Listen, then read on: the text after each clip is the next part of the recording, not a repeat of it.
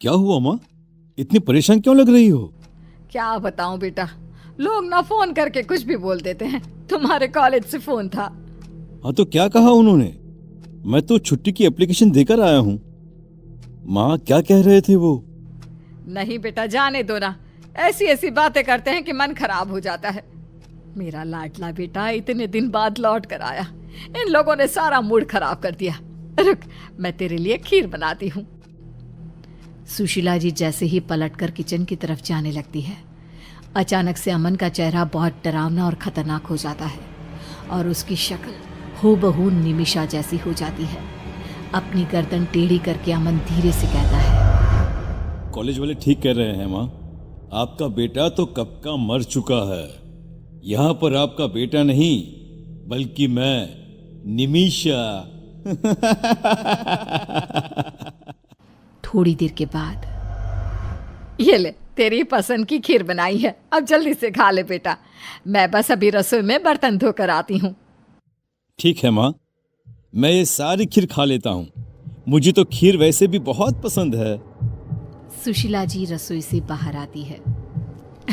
ला जल्दी से ये बर्तन दे दे मुझे। सुशीला जी अमन के हाथ से खाली कटोरी लेकर रसोई में धोने के लिए जाती है। तभी उनकी नजर कटोरी पर पड़ती है। उसमें बची हुई चावल लाल हो चुकी थी।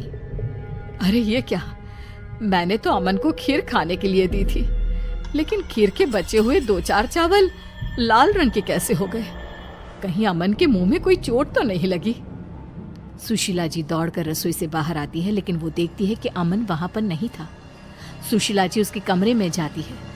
अमन बिस्तर पर चादर ओढ़कर लेटा हुआ था। लगता है बहुत थक गया है, नींद आ गई है। ऐसे अभी डिस्टर्ब करना ठीक नहीं, बाद में पूछ लूंगी। लेकिन फिर भी चावल ऐसे लाल कैसे हो गए?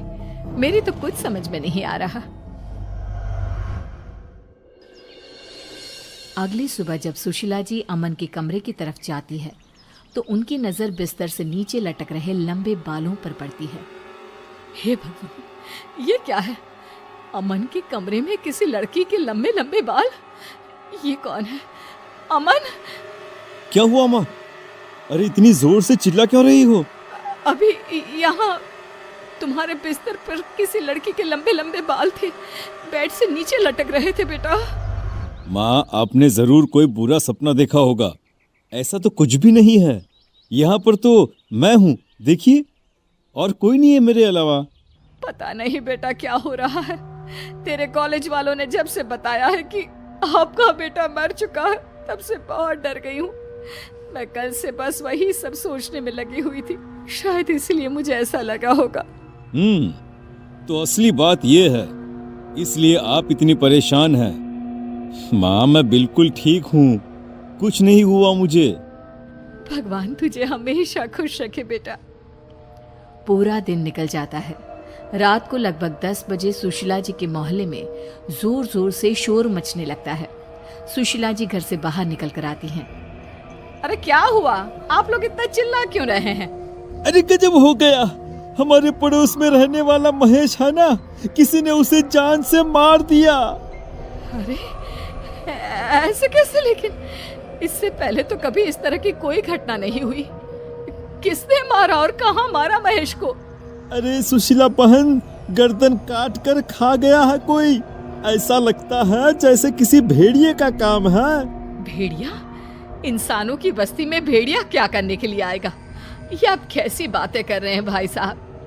अरे सुशीला जी वो सही कह रहा है। खिड़की दरवाजे अच्छे से बंद करके सोइए, भगवान जाने कौन सी आफत आई है अब। जानती है, महेश के शरीर का सारा खून पी लिया था उस भेड़िए ने। सूखा कंकाल पड़ा मिला है। अभी थोड़ी देर पहले तो मैंने उसे देखा था, लगभग 8 बजे के आसपास दुकान से लौट कर आ रहा था और उसके बाद अपने ही घर के बाहर इस हालत में मिला है। भगवान भला करे, ऐसा कौन हत्यारा आ गया हमारे मोहल्ले में? अच्छे से दरवाजा बंद करके सो जाती हूँ। माँ आपको डरने की कोई जरूरत नहीं है, मैं हूं ना आपके पास।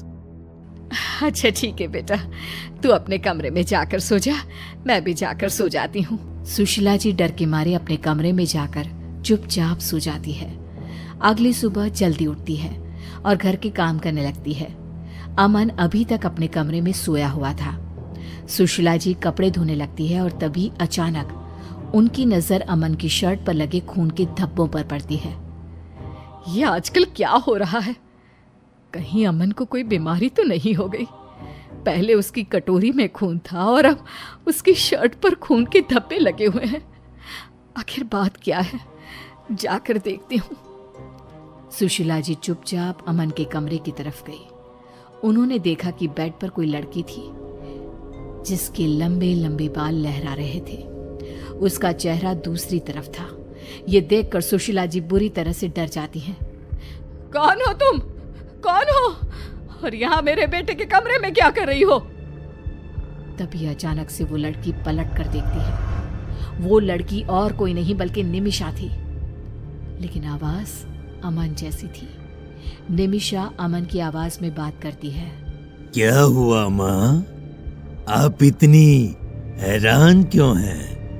आप चाहती थी ना मैं लंदन से वापस आ जाऊं, तो मैं आ गया, लेकिन मरने के बाद।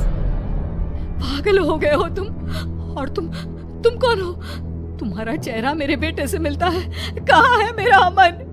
माँ, मैं अमन ही तो हूँ, बस मेरा शरीर निमिषा का हो गया है।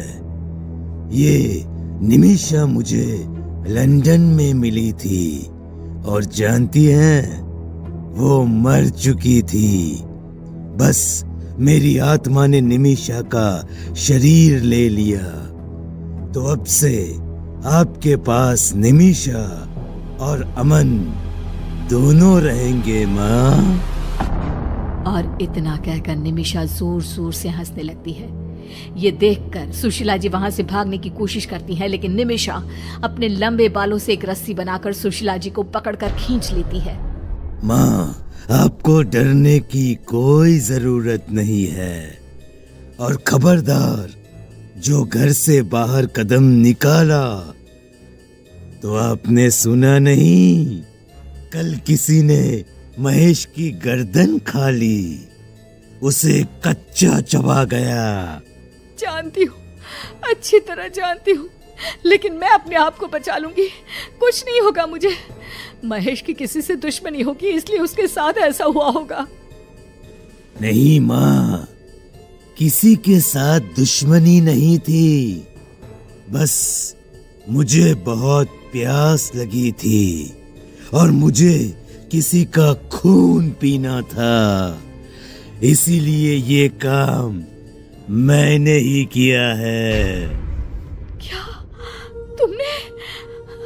मतलब वो भेड़िया कोई और नहीं बल्कि तुम? हाँ, भेड़िया कोई और नहीं बल्कि मैं हूँ। और जानती हैं, मुझे अब फिर से बहुत प्यास लग रही है, खून पीने का मन कर रहा है, और आप मेरी आंखों के सामने हैं, तो मैं किसी और के पास क्यों जाऊं?